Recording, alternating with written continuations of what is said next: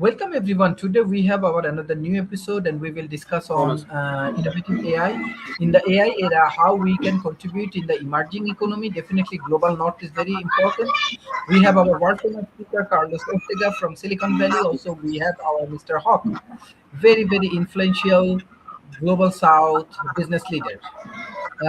So my first question: how can AI help South Asian business for overcoming the challenges related to financial inclusions, access to the credit, and digital payment?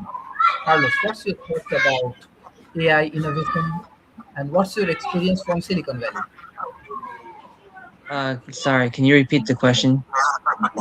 You sounded kind of low for My a bit. question, like, what's your thought about AI?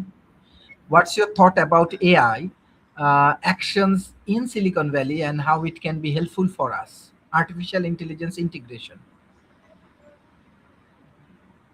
And you're talking about artificial intelligence integration in any aspect, just general or specific. Okay, let's see. Okay, General, definitely.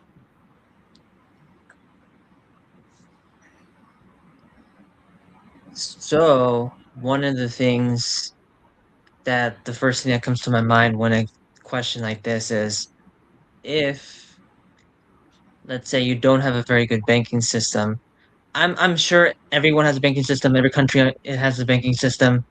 But if you're starting from scratch, or maybe if your infrastructure is not quite there, one of the things with AI is trained on a lot of things, and there are AIs. Of course, some businesses have specific AIs, and the specific AIs are better because if you train an AI with a specific skill set and knowledge, it becomes well known in that versed in that.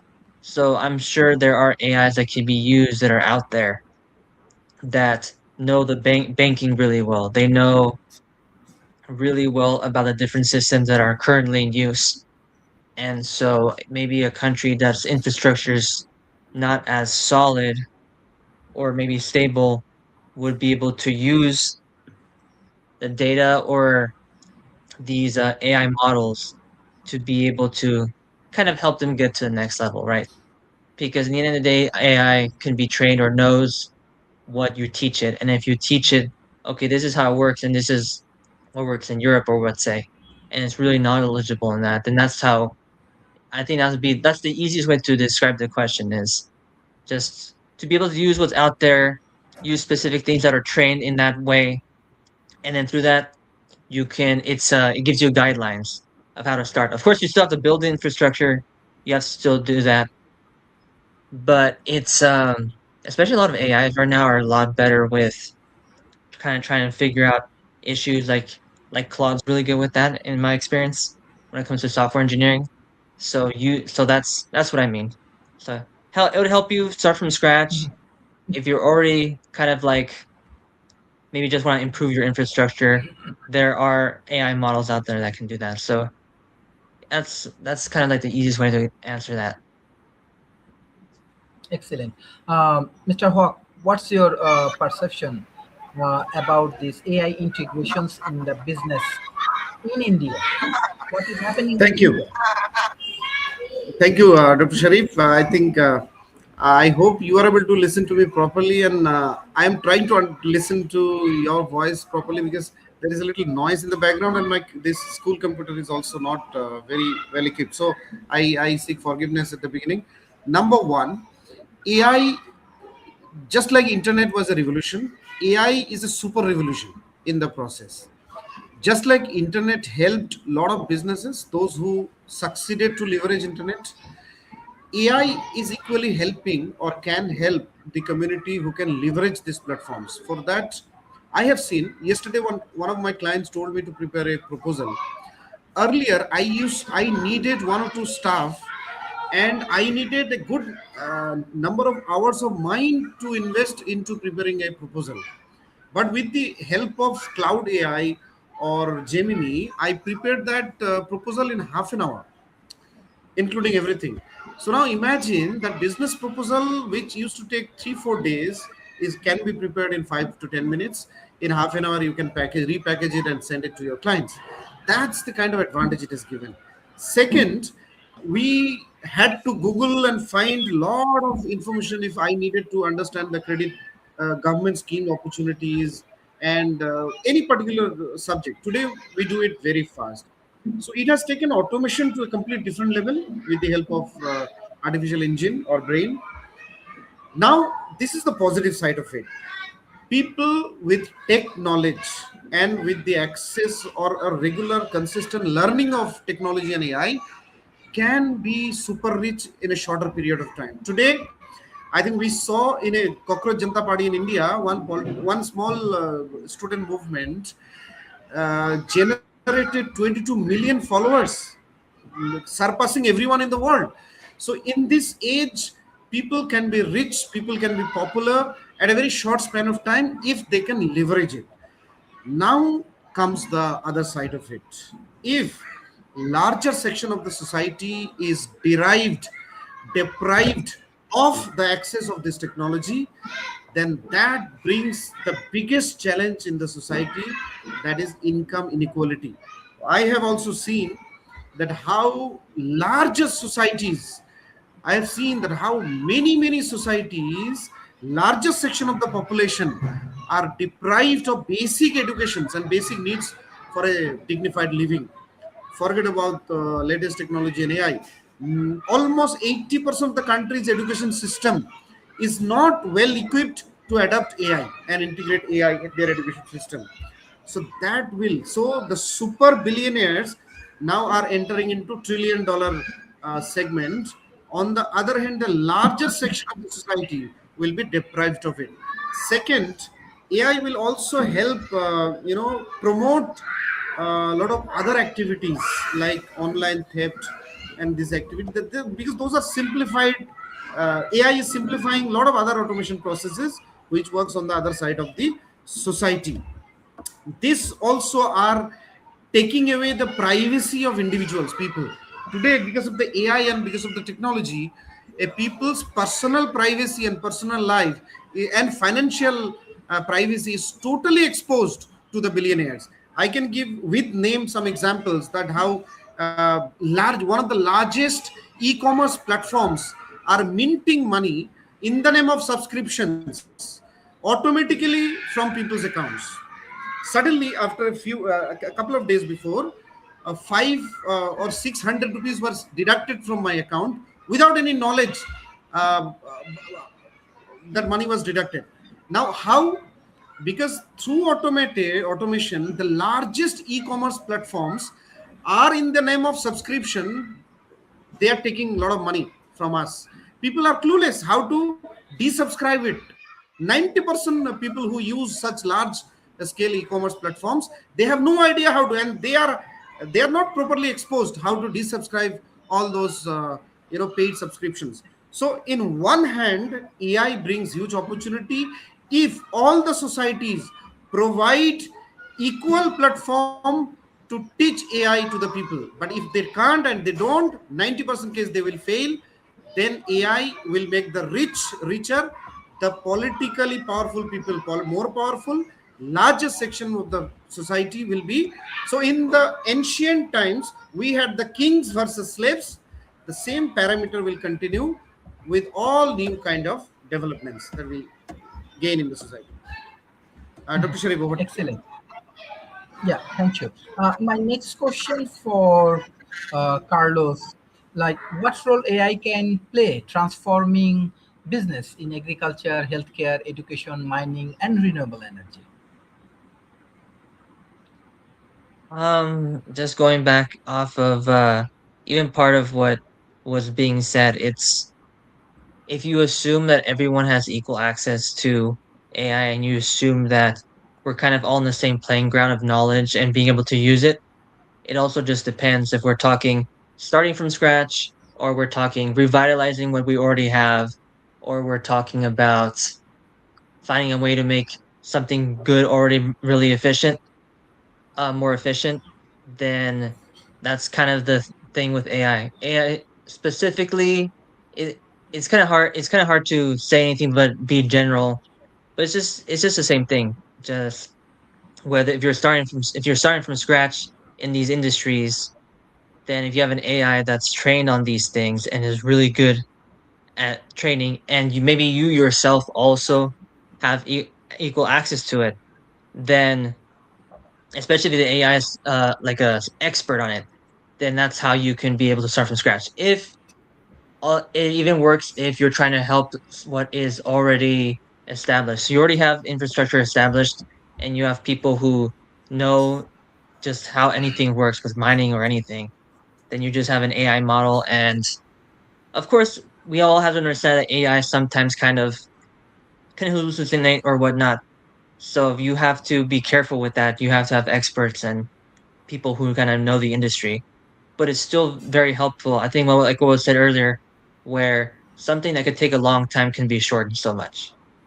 So it would help grow. I would say it helps growth be faster than it normally is, especially if in industries where you have to go through governments and policies. At least here in the United States, going through governments and going through that way is like very slow. But AI, the kind of idea with AI is it'd be able to speed up the process. So that's really the only way I can think about how they can use it to improve. Is just it just depends on uh what kind of infrastructure we're talking about, whether the people are using it like know the industry really well, and if we hope that they do, and they'll be able to use it and then speed things up. They would also be able to tell, okay, is the AI being truthful here, or maybe something happened. So that's the way I've always seen it. Thank you. Um, Mr. Hawk, what's your thoughts? Like how AI can transfer this agriculture, healthcare, education, mining, and renewable energy? Thank you, Dr. Sharif. I'm trying to hear and listen to you, and comprehend as much as I can. But seeing the question, how AI can influence agriculture, healthcare, education, mining, and renewable energy. Here, very important part I want to say, and then I'll come to this point. Number one, AI is more powerful than internet. We realized it. Now, AI's real power can be seen or can be felt realizing on how AI can work without internet and energy. The day AI can work without internet and energy, that will be another era which no one can in the on earth define AI, because that is something I'm actually trying to understand that how AI can function without internet and energy. Though it is almost impossible, but there will be a time when this is going to happen, and then it will be the end of many things in the world. Coming back now, we are now talking about AI in a very nascent stage. AI innovation is not something new, which is happening since last 50 years. Even today, we are at the very nascent stage. I think the future is totally unpredictable and totally revolutionary.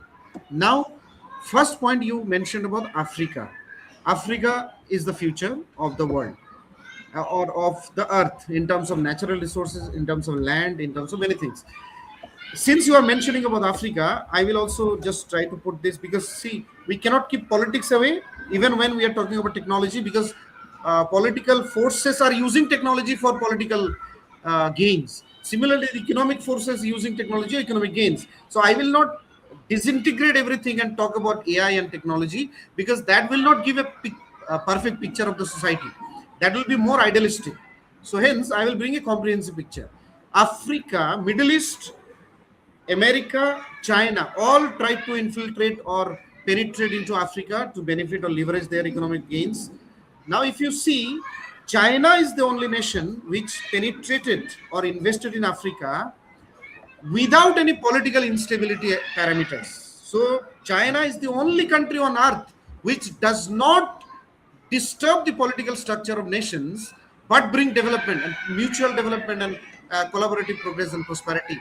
Except China, all global forces uses political influence and political disturbance and chaos to countries for economic gain, which is a very dangerous element, but that is not part of the subject. Now, coming back to this core point, AI and technology, these are tools to bring efficiency. They are not the outcome. Now, outcome is defined with objective. Always remember, if the intention and objective is wrong, any tools can be misused for a negative outcome. So now, when we are using AI, or any nation, any society which are trying to use AI, what is the intention behind it? Is it only profit? Is it political penetration or leadership or hegemony? Or is what supremacy these countries or these companies? Some companies are working as agent of some governments. So we need to be very clear with one objective, that human civilization is above all political, economic, and every gains. Human life should have more importance than anything. If we are eyeing at the resources of Africa, then the biggest resource of Africa should be the people of Africa. So hence, whatever technology we can use, or we try to leverage, we should keep the people of Africa at the utmost front. We cannot kill people of Africa and say that we are bringing development in Africa. That has been happening since the British era, since the European era, which they colonized, hundreds of countries, and they tried to, in the name of development. These things has to end, and now human or people should be at the supreme, at the front. Education should be the foundation. Technology should be integrated to bring efficiency, to give better education, better healthcare, more civilized, equitable society, and then collaborative prosperity. There is no doubt, if AI is properly used with the help of local governments, international organizations, and developed nations, AI can revolutionize any country, any society, any community. So, hence, I'm not going into that debate that whether AI will bring or not. Definitely going to bring. It depends on the intention of the nations or intention of the organizations and ideology of those organizations. And if you are eating human being and telling that you want to bring prosperity of the society, you are a coward and you are a fake human being. Now that part has to be absolutely clear in the whole ecosystem. Dr. Sharif. Excellent, excellent, Mr. Hawk. So, as you bring Africa, I just want to discuss some point in Africa, as we are part of emerging economy. Bangladesh also developing nations, right? We are also part of LDC. So, based on the point of Mr. Hawk, how can this startup and entrepreneur leverage AI to build globally competitive business while addressing local market need? Because Mr. Hawk actually bringing the local market demands, let's say Indian market demand or South Asian demand. Carlos, you are a thinker and you are also doer. So, what's your thought?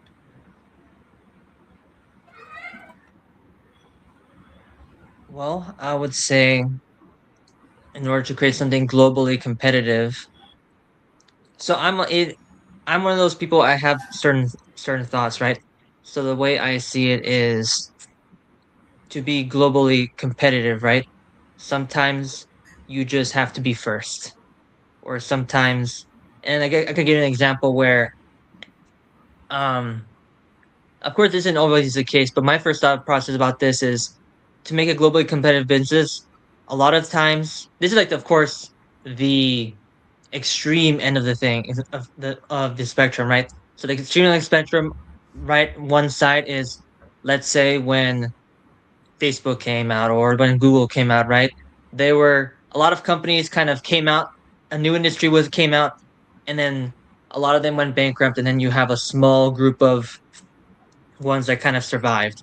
Some of them were because they were good with finances. Some of them were good because they had like a unique product or something.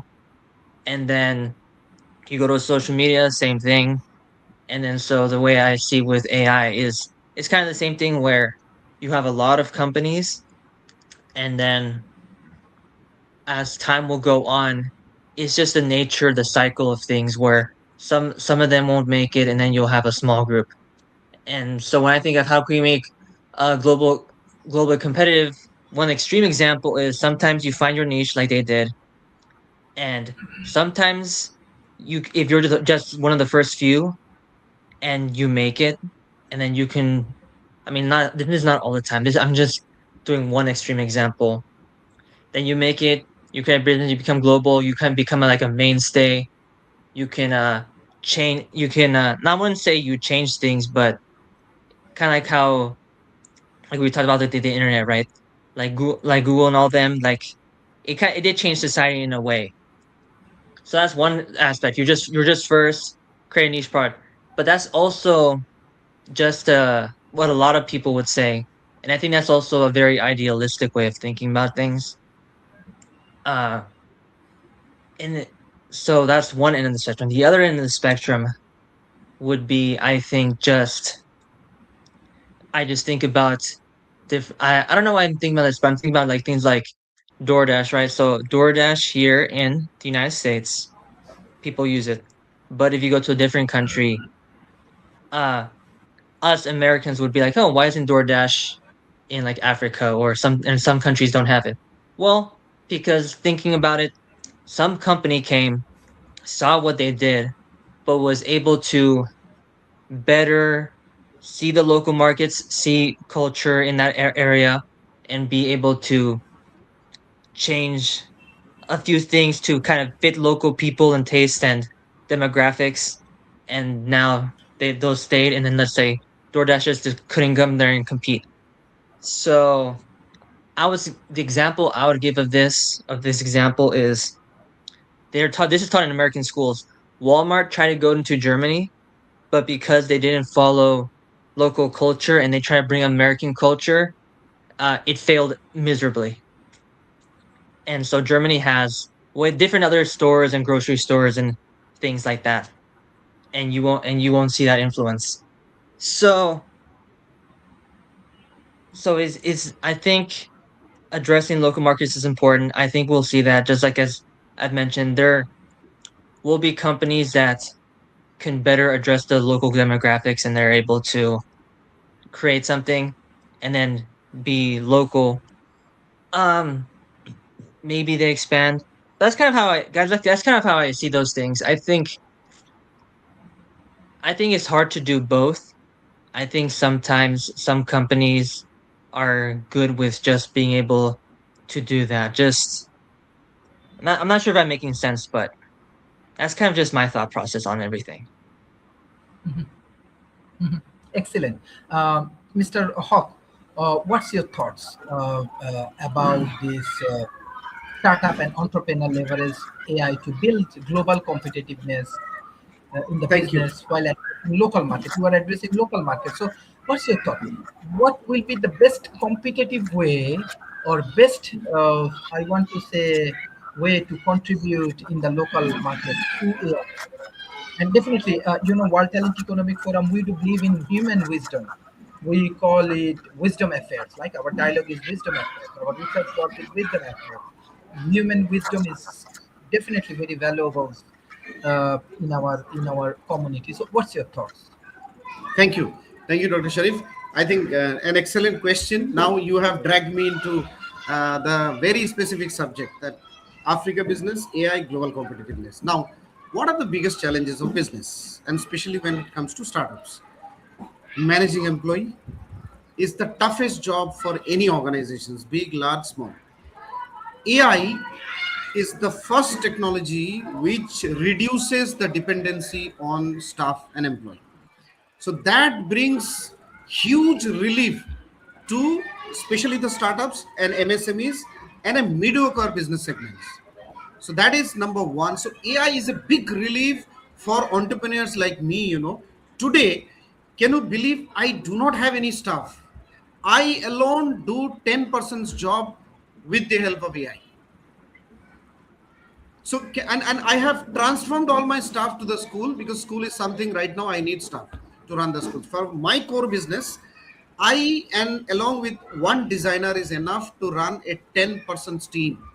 That's the first impact of AI. The second business biggest challenge is to generate leads. Now AI with the help of social media and AI, lead generation has become even simpler, more effective. So today, in addition to my personal local network, AI is helping me, and I am resembling with my African brothers or entrepreneurs, that AI first will reduce dependency on staff, will help get more efficient and higher or larger number of leads through social media or online campaign. Or it is helping us. Third is the proposal development, product development. So AI is helping us in proposal development as well as product development at a much shorter span of time. So today, neither we need any technical staff, whether that technical staff is from IT or finance or any. Today, if I tell AI to prepare my balance sheet, given some of the input from my side, AI will give me the same balance sheet and profit and loss account in a much more efficient manner than a financial consultant or a charter accountant. So that's the product development, proposal development, everything. AI has really helped us. Third is our customer satisfaction. AI is helping customize our products in such a easy and simple manner. Our African brothers can, if they really can master and learn AI, they can take the help of AI for better customer satisfaction, better customer coordination, and fourth, I think, is going to be the profitability. So now AI is really, because without profitability, global competitiveness cannot come. So one is speed, the other is profitability. What is global competitiveness? Global competitiveness means that you are globally available to deliver your product. Second, you are globally price competitive. Third, you are globally quality wise equally competent with any global player or bigger player. AI is helping us with the outreach, with the lead generation, with the product quality and efficient delivery. So overall, if our African brothers can now fully focus on AI. And I request our African brothers to force your governments to integrate AI from the childhood education so that it is part of our education model. We can revolutionize the exactly apprehension that I raised at the beginning, that how AI can increase the income inequality and political inequality in the society. If we leverage it, this can be the biggest solution of the inequality that exists today. Thank you, Dr. Sharif. Thank you. Thank you for your excellent contributions. I want to focus on policy and infrastructure. So, what policy, infrastructure, investment, and talent development initiative are needed to accelerate AI adaptations across emerging economy? Carlos. Well, one of the biggest things, especially in America right now, that's happening is for infrastructure investments that we can talk about a lot because there's so many AI companies in the United States and each one needs their own infrastructure. A lot of data centers are being opened up and it'll get better as hardware improves, but as of right now, in order for ChatGPT or Claude to be able to give you whenever you ask it a question for it to be able to respond so much, it needs so much power, it needs so much hardware. That's why they have to create a data center. The issue with the data centers though is that some of the companies what they're doing is they're cooling down because it gets so hot. They're cooling down their data centers with water, and sometimes they kind of do some shady things where they will build in a rural community and they'll just build a data center and then they'll just start taking out water and not say anything. And then everyone's water bills go up. And then in some places, we're also seeing that um, if they take a lot of electricity and in order for AI to, build, some governments here are just letting them just use all the water and electricity for free. And then the people around the area who live there, they're seeing their bills and the electric bill and water bill double, triple, quadruple. So one of the things you need to really invest in for AI to work is you need data centers, you need hardware, you need all that. But I would say you also have to. We talk a lot about the human factor so far. You got to think about the human factor too, because some of these companies are just it's hurting the local populations. There's ways to do it. Not every data center is doing this, but we got to also keep mindful of that. So that's one of the things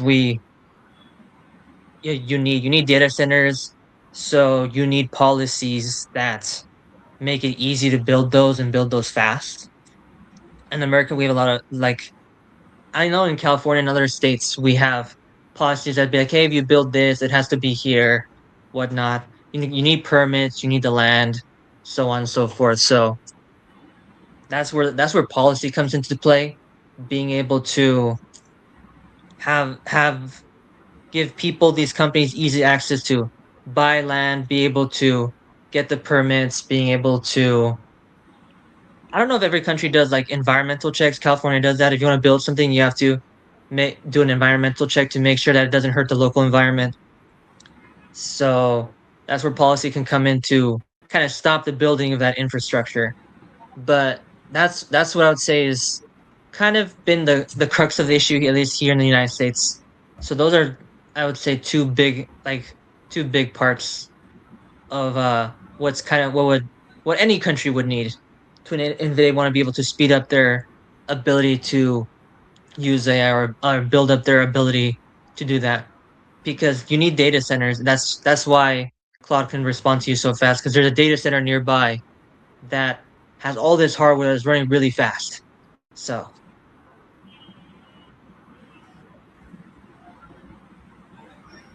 Yeah, thank you. Mr. Hawk, what's your advice for developing policies and so on, like infrastructure investment policy, talent development initiatives are needed to accelerate AI across emerging economies?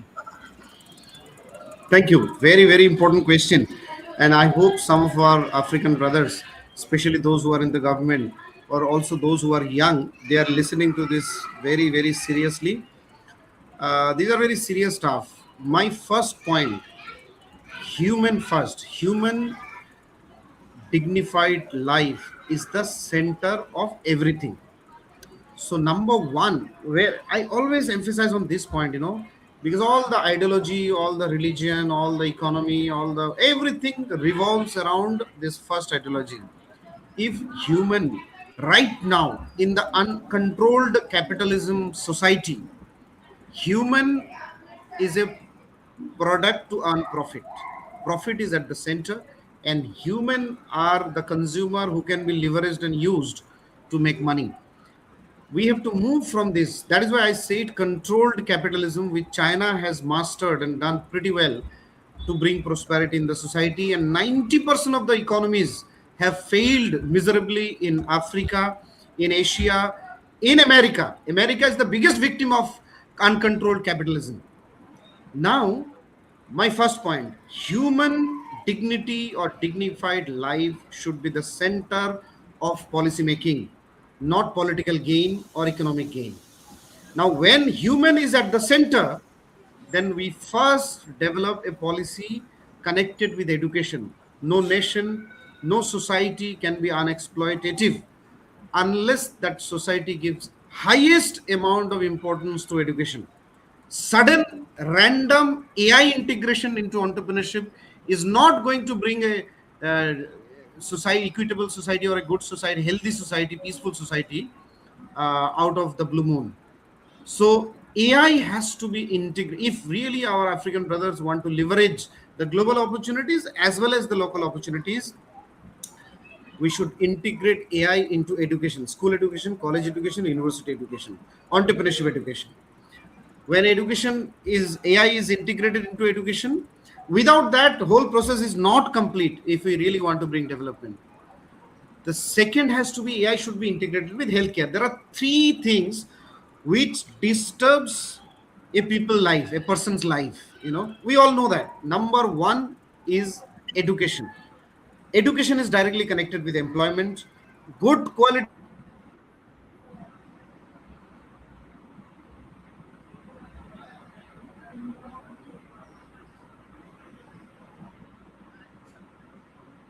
Sorry, I think that he has some internet issues. In that situation, Carlos, can you continue these policy issues, especially the ethical transparencies and inclusive while creating job and economic opportunity for local communities? What's your thoughts?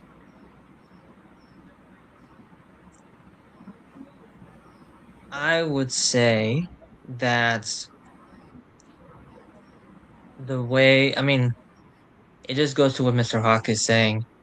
It has to be human centered. It has to be, you have to think about humanity first, right? Building the data centers, um, ha adding AI to your jobs, whether you're using it for your job or just this need for education to learn about these things. You have to kind of just think about it from the human perspective and think about humanity first. I think that's what I really liked how Mr. Hawk was saying that. 'Cause that is absolutely important. Oh, you're Sorry, back.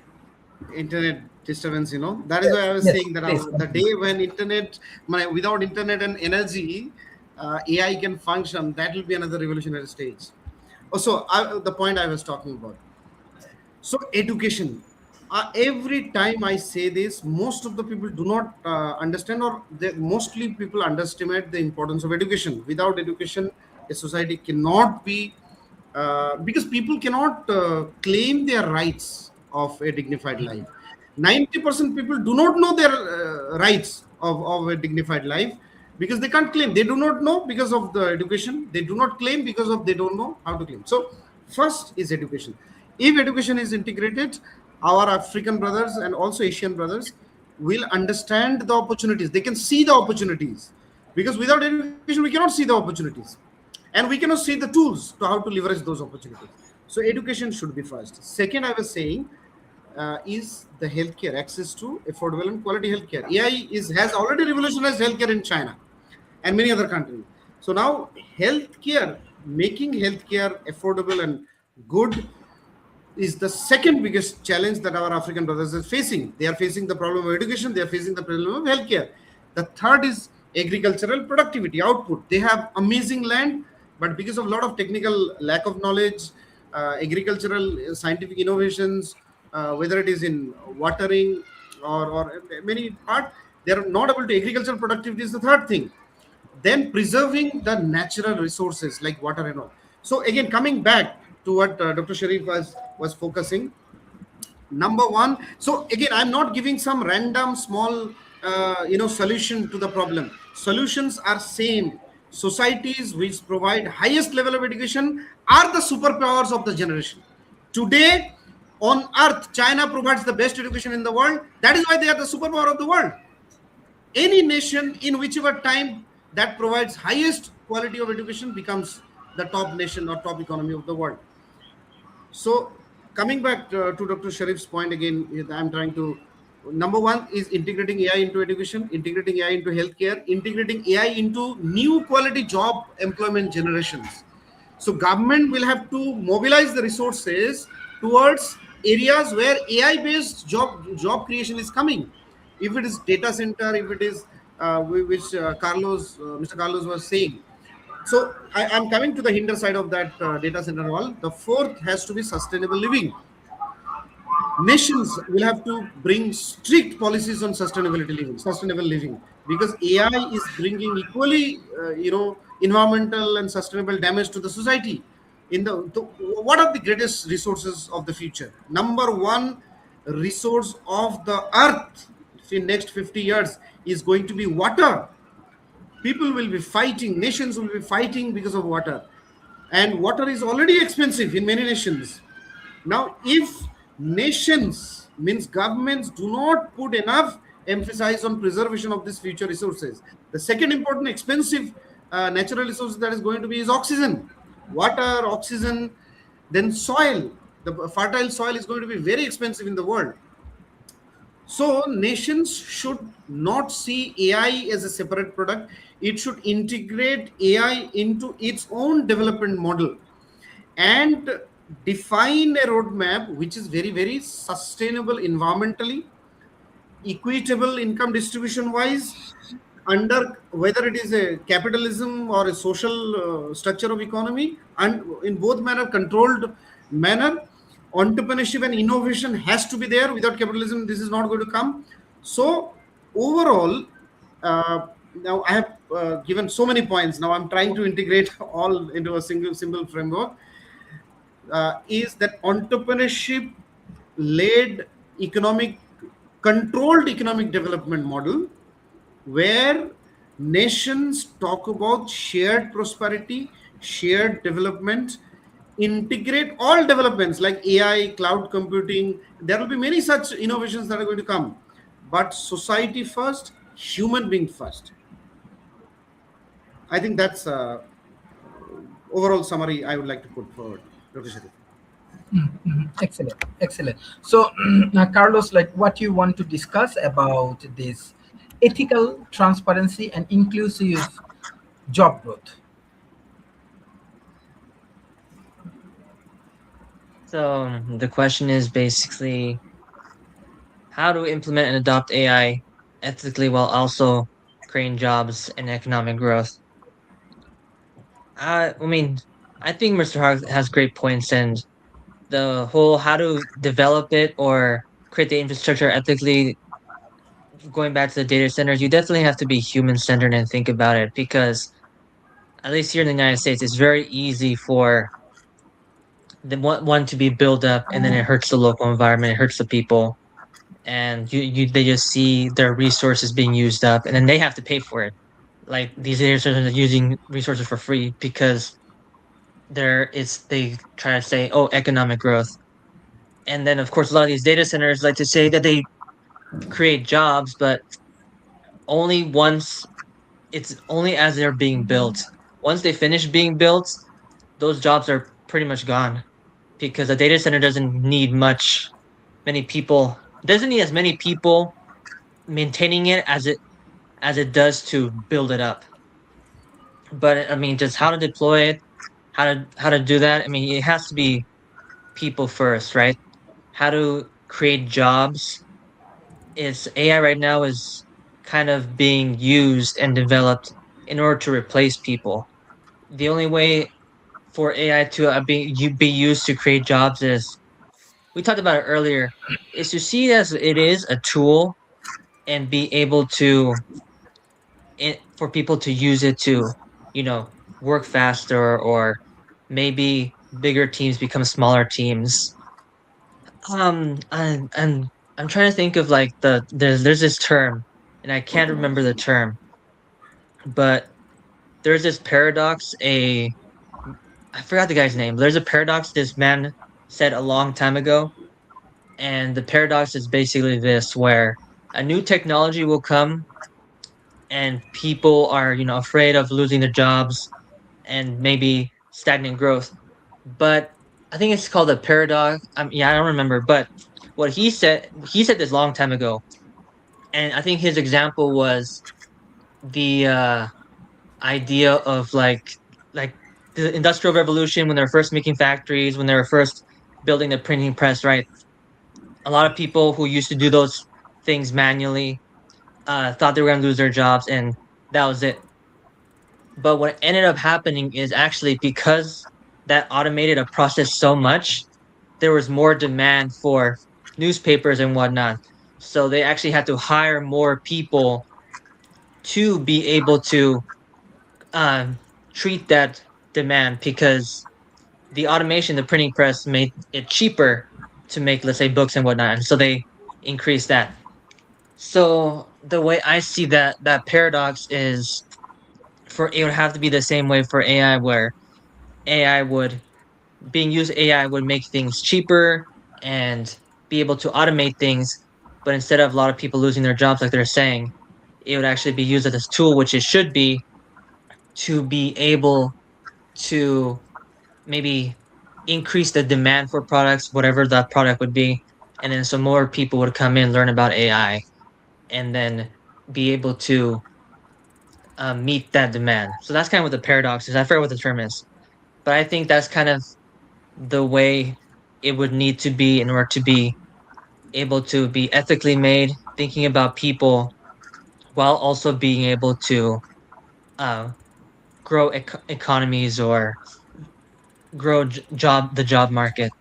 So that's the way I see it.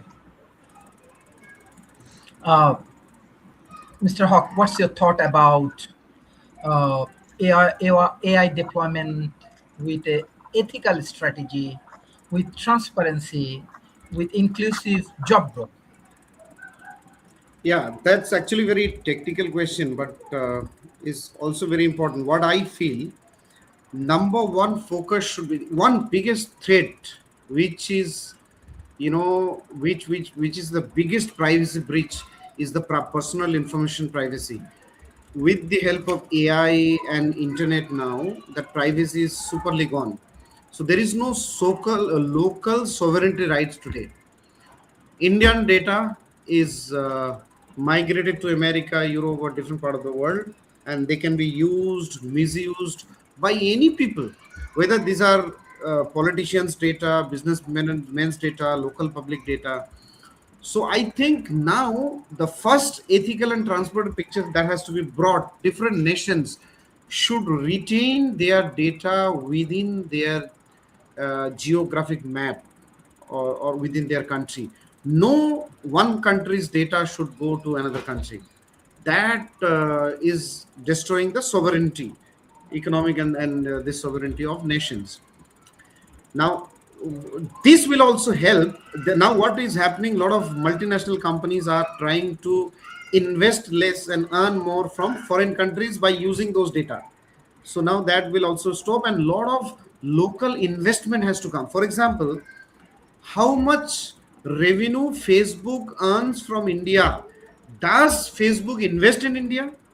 Equivalent amount of that, or Amazon, or any other big countries, Apple, or for that matter.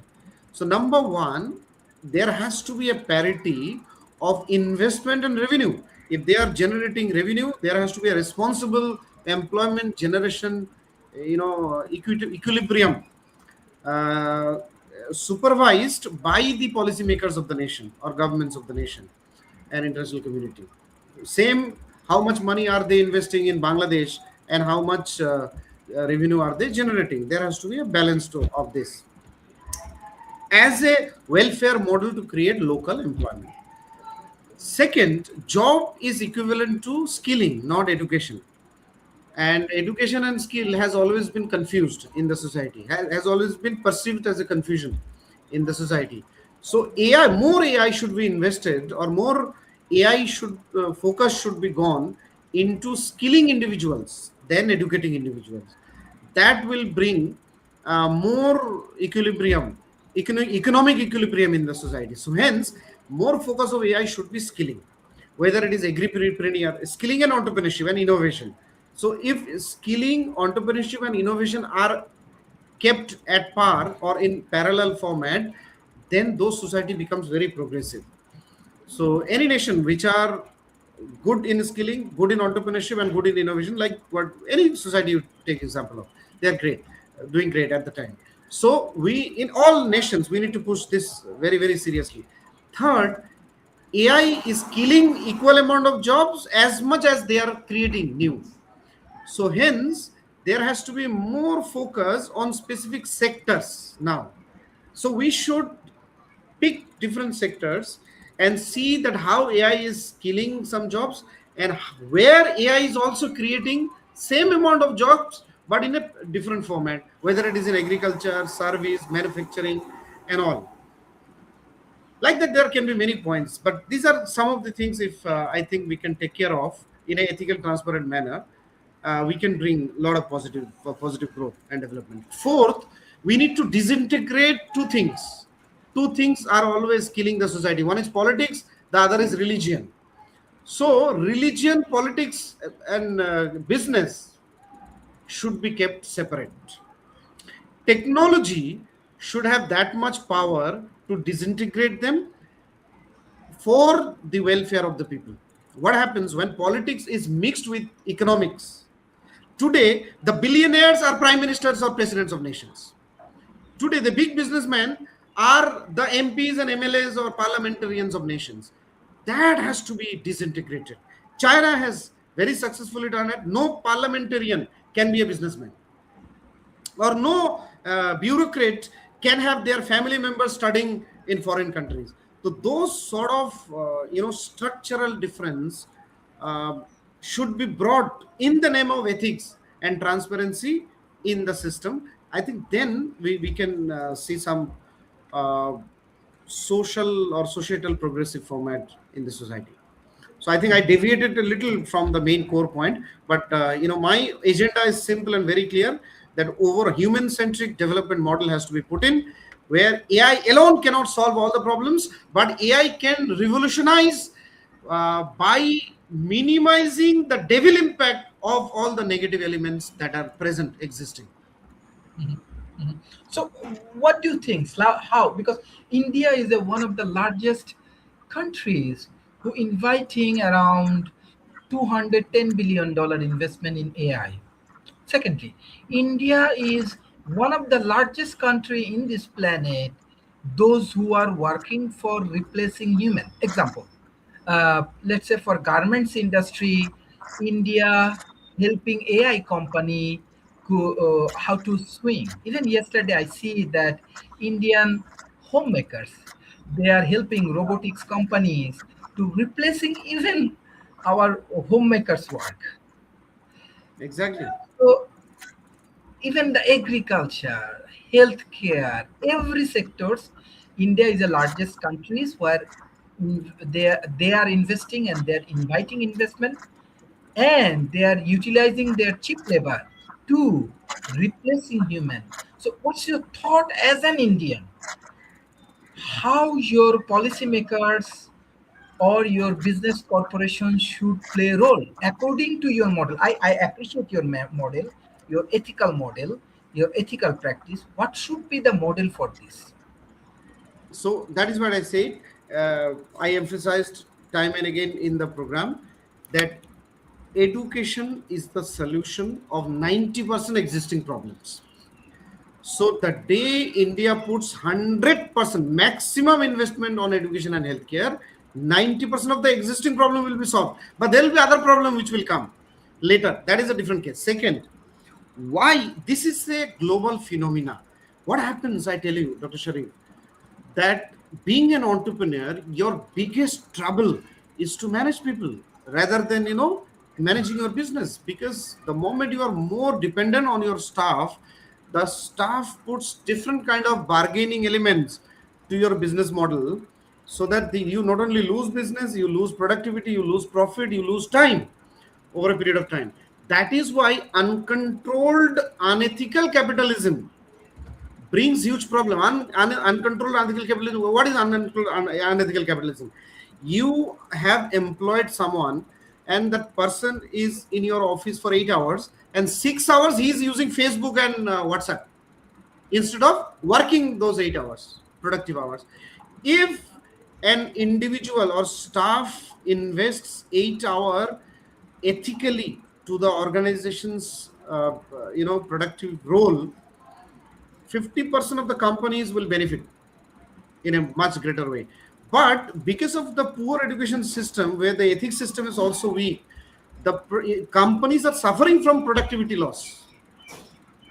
So so that is what I say. So what is happening actually? Neither you are successful in fully depending on your employees, because your employees will not be able to give you proper productivity. On the other hand, then they are pushing and investing more into economically and operationally efficient technologies, which is AI being the supreme one, cloud the other. So overall, this is the practical scenario I'm giving you.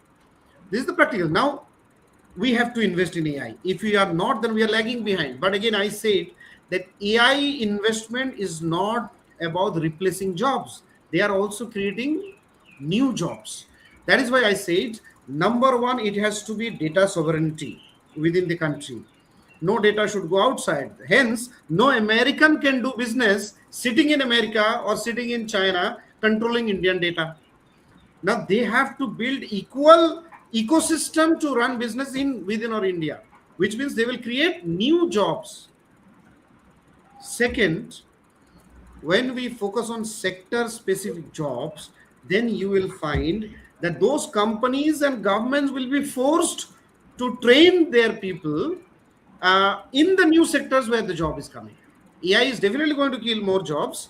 I don't know what will be the equation, because when computer came, we had the same apprehension that they will take more jobs than killing. So I also don't have exact figure and data how much jobs it will kill and how much jobs it will give, but that research is a subject of discussion and subject of point that we need to do.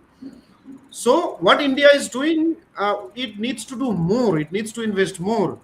And jobs are layoff in garment sector on these sectors are happening not today. It has been happening since many years. And I tell you, labors were used as long as they were cheap. The moment labors are expensive, people don't try to use it, or staff is expensive, then it becomes the American model of per hour working model, or America or Canada, like you work for 4 hours, you get paid and you go. So that is a system which is going to come, either that or AI. So that's again a practical scenario. So what should now, how should a society survive in such environment? Then comes the role of a socially responsible government, not politicians or bureaucrats. I don't focus about politicians and bureaucrats because they are short-sighted people.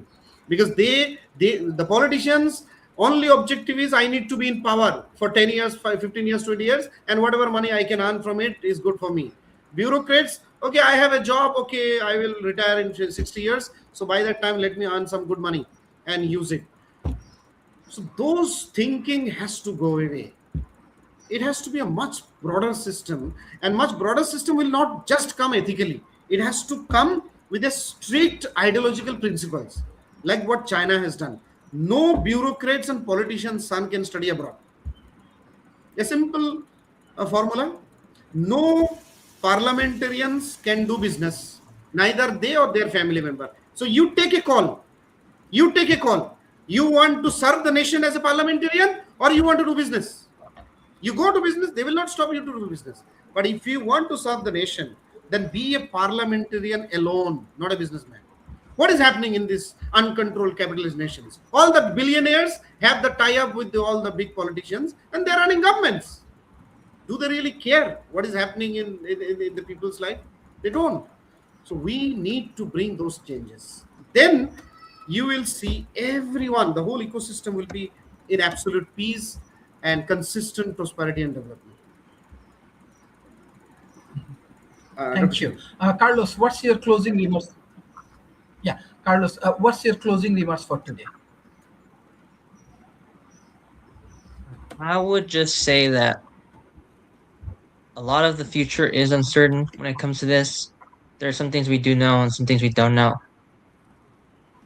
But I'm one of those people, I like to hope for the best and see what happens. And I mean, I can't really add any like philosophical or anything, but just be like, I'm just one of those ones who like to just be hopeful for the best, see where it goes, because there's still a lot of uncertainty. I do think a lot of the things with AI that I've seen could fall into the category of, being overly anxious, and some of the stuff that AI can do is pretty realistic. But I still think we really won't know a lot. Yeah. I don't know. I just hope for the best. Thank you. Mr. Hawk, what's your closing remarks for today? AI is a revolution. There's no doubt in that. People, whether at individual level, at society level, community level, national level, should leverage or should learn the basics of AI. Learning means at the skilling level, not just literacy level, and leverage it for whichever profession they are into. If they are parliamentarians, use AI for your parliamentarian tasks. If you are entrepreneur, learn AI and use it for your entrepreneurial mission. If you are a student, learn AI for your student objectives or vision. If you are a teacher, learn AI for your teaching vision. Similarly, across all the society's strata, AI is a revolution much powerful than internet or computer. Let us leverage it, but this is also not the end of innovation in the society. When wheel was discovered, society achieved huge. When printing press was discovered, society achieved and progressed more. When a railway engine was discovered, society achieved and progressed more. Same way, AI will bring similar development and prosperity. It is not the end. A new revolution is going to come. Human life's core objective is for a dignified, healthy living. We need to change and adapt the change, learn the change, and go ahead with the flow of the society and time. Thank you. Thank you. This is excellent discussions. I request all of our audience, please share this content for introducing ethical AI based on the emerging economy. Thank you, Mr. Hawk, and thank you, Mr. Carlos, for your excellent contribution for today's show. And thank you, everyone. Bye-bye and take Thank care. you. Thank you, Mr. Sharif. Dr. Sharif.